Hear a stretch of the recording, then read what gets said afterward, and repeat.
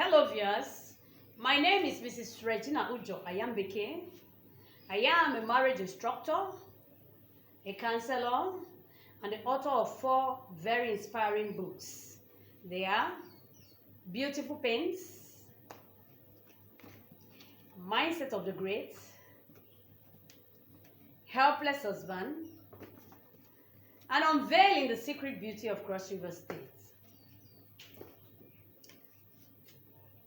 In our previous episode 1, we had talked about the mystery that differentiates a man from a woman. And I did mention that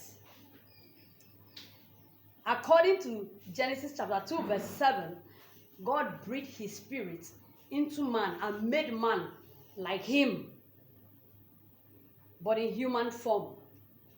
And Genesis chapter 2 verse 21 gives us the account of a woman's own creation, where God took a rib from Adam, just a single rib from Adam, and made into a woman.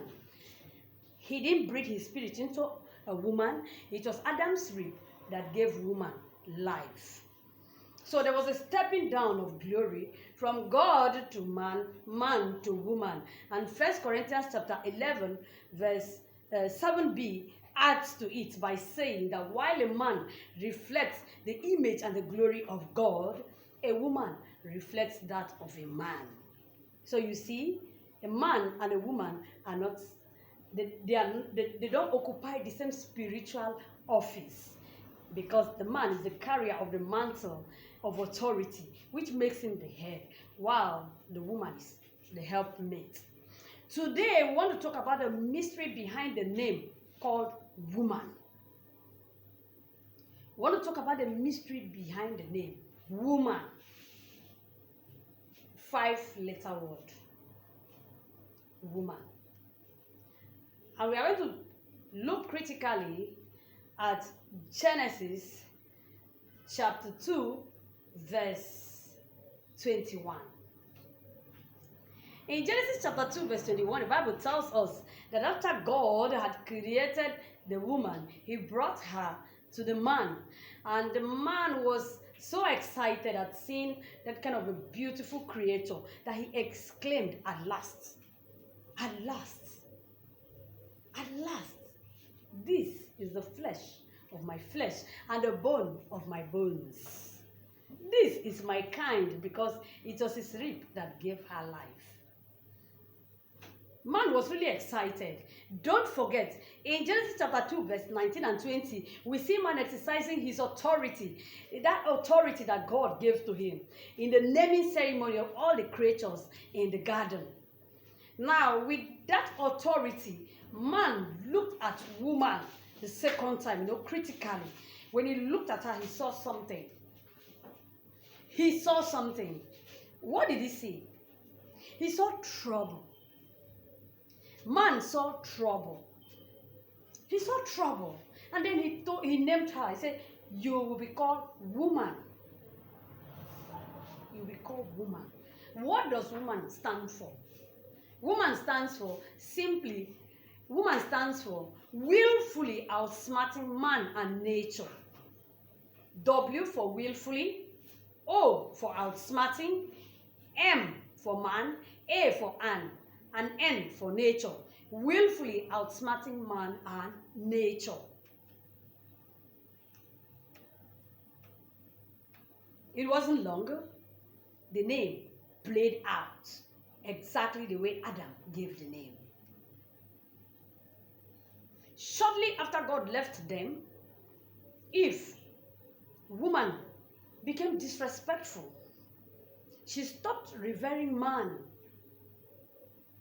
Okay, let me quickly say the meaning of willfully. Willfully means stubbornly, with determination, going for what you want regardless of consequence.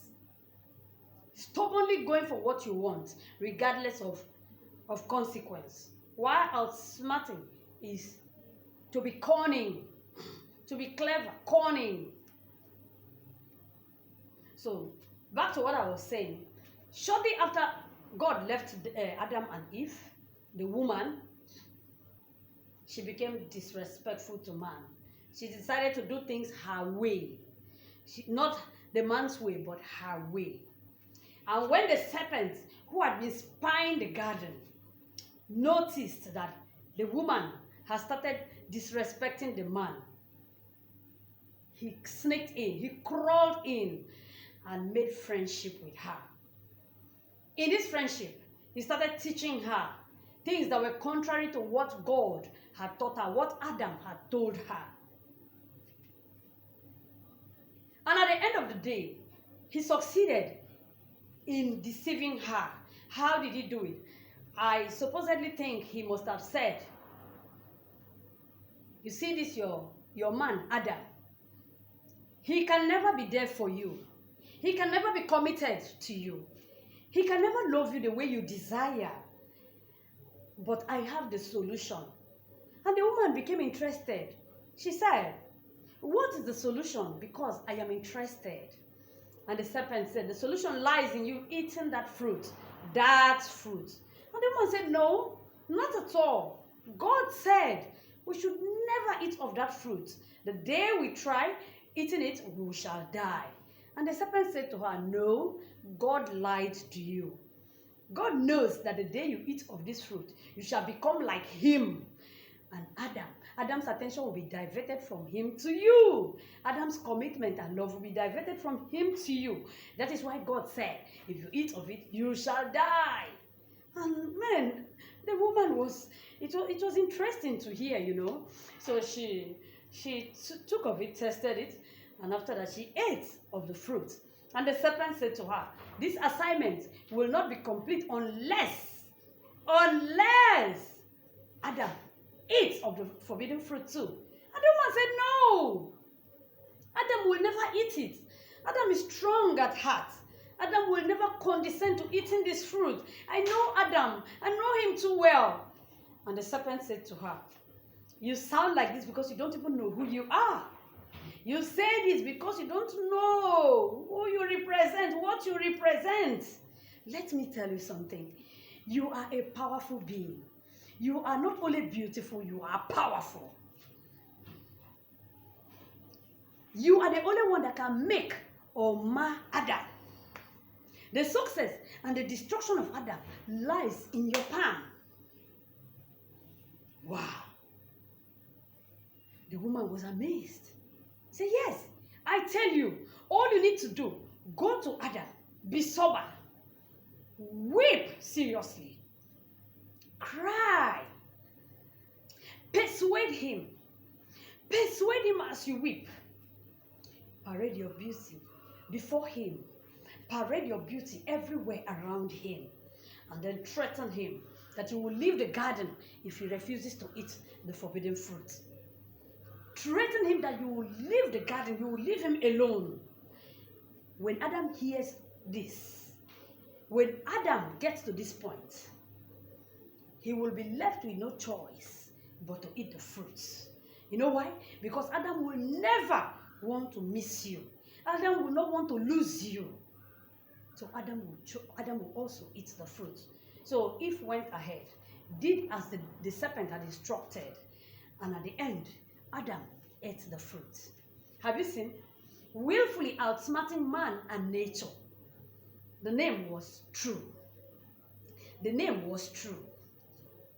You might ask, but it was as soon as Adam saw Eve, as soon as God brought Eve to Adam, that Adam named her woman. What had she done? You are right. When Adam saw the beast and gave it the name beast, saw monster and said monster, what had they done? When Adam said this will be called lion, this will be called this, what had they done? Adam only saw something in Eve. He saw an element of rebellion in Eve. He saw it, and so he said, your name will be woman. But don't forget, God, when God created woman, God said, you will be a helpmate. So the choice is ours to make. You can decide to be outsmarting, or you decide to be a helpmate. Either ways, whichever way you choose is your choice. You can say, I don't want to revere, I don't want to revere, I don't want to respect. Oh yes, when Eve made that decision, she suffered it. She was not only evicted from the garden, she also faced God's wrath. See the pains in childbirth. It's all because of this disrespect. They were also exposed to untold suffering. They had to toil for themselves outside the garden. You see, when you decide not to respect or revere your husband, you decide not to be a helpmate, there are consequences. But when you decide to revere your husband, you align with the will and the purpose of God for your life. And you see, your husband will begin to praise you. When he begins to praise you, those words will manifest. Those words of praises will open doors. They will open a lot of positive doors for you, and life will be easier. Life will be sweeter. Your life will glow. Your life will shine. And people will see the glory of God around you. You see it?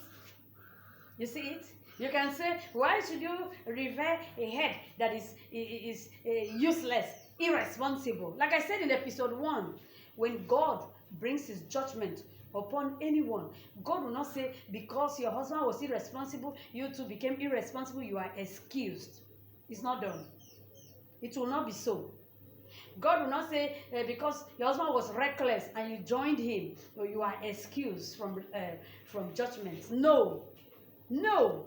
God is going to judge us based on the instructions he has given to us. Wives, revere your husband. So if you have a head that is not living up to expectation, let God judge him while you are praying for him.